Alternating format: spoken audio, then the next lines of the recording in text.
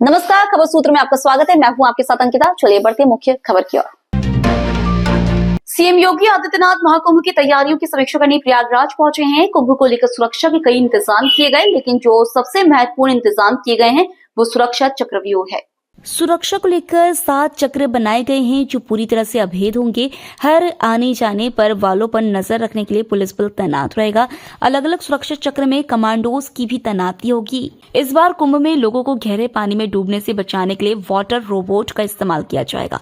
कुंभ मेले की सुरक्षा के कड़े इंतजाम किए गए हैं। अलग अलग चौकियां और सेक्टर बांटे गए हैं। किसी भी तरह से कोई चूक ना हो, इसको लेकर विशेष इंतजाम किए गए। महाकुंभ को लेकर प्रयागराज में अलग अलग रंग और नजारे दिखाई पड़ रहे हैं। संगम के बीच संगीत की महफिल और मां गंगा की स्तुति कुंभ की भव्यता को और बढ़ा रही है। मैं आज के इस यहाँ मेला क्षेत्र का निरीक्षण और इस पूरे महाकुंभ की दृष्टि से अब तक की प्रगति क्या हुई है, यद्यपि आप सब उसके साक्षी हैं, लेकिन ये मेरा दायित्व बनता है कि मैं भी आपको इसके बारे में अवगत कराऊं। तो मैं सबसे पहले आपका स्वागत करता हूं। प्रयागराज मेले की दृष्टि से आपने देखा होगा, प्रयागराज सिटी की कायाकल्प करने का जो कार्य अब तक हुआ है, ये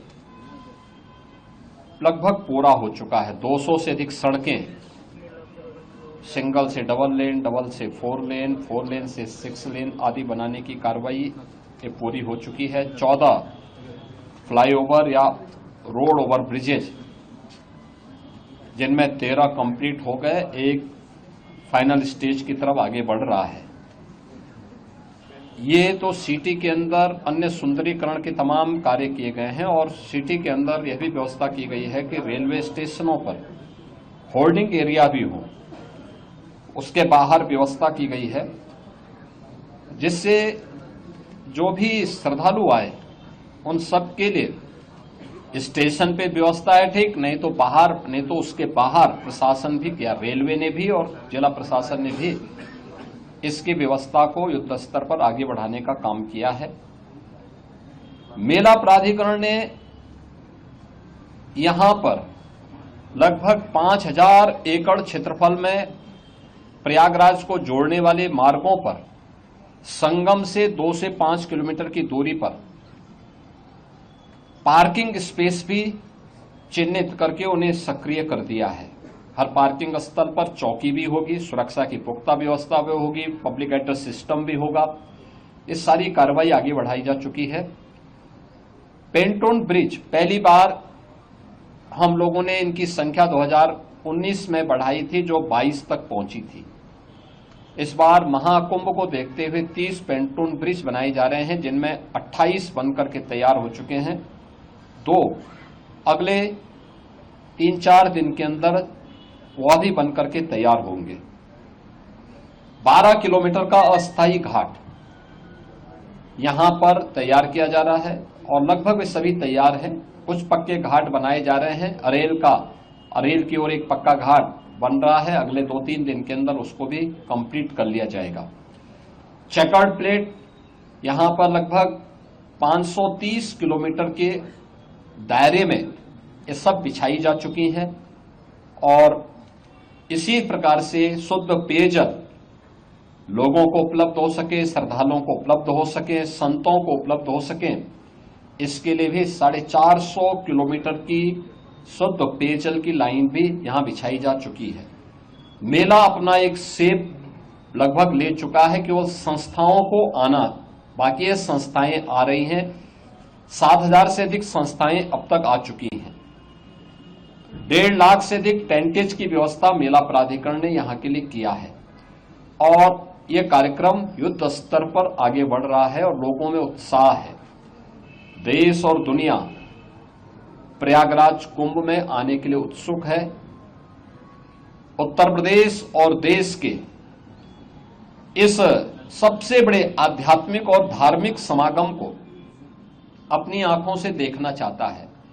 144 वर्ष के बाद महाकुंभ का यह मुहूर्त आ रहा है और इस महा समागम का साक्षी देश और दुनिया बनना चाहता है। इसके लिए हर प्रकार की व्यवस्थाएं डबल इंजन की सरकार ने, केंद्र और राज्य सरकार ने मिलकर के, यहां पे प्रशासन और पुलिस ने मिलकर के, मेला प्राधिकरण के साथ मिलकर के इन सभी कार्यक्रमों को युद्ध स्तर पर आगे बढ़ाने की तैयारी की जा रही है। और जनवरी प्रथम सप्ताह तक संस्थाएं भी आ चुकी होंगी, तैयारियां पूरी हो चुकी होंगी। 13 जनवरी को पौष पूर्णिमा की पहला स्नान यहां पे संपन्न होगा।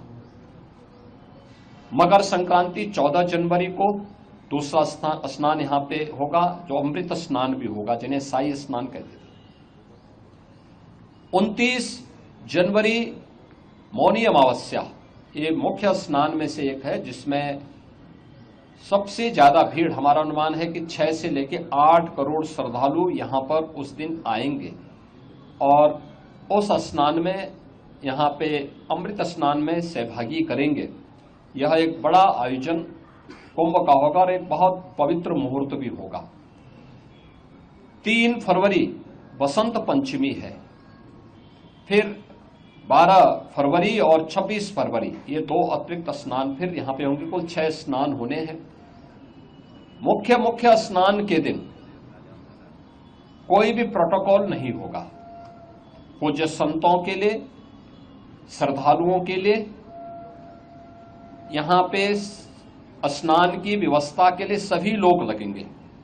सभी स्नान पर संतों के स्वागत के लिए, श्रद्धालुओं के अभिनंदन के लिए सरकार के स्तर पर, मेला प्राधिकरण के स्तर पर पुष्प वर्षा की व्यवस्था भी रहेगी।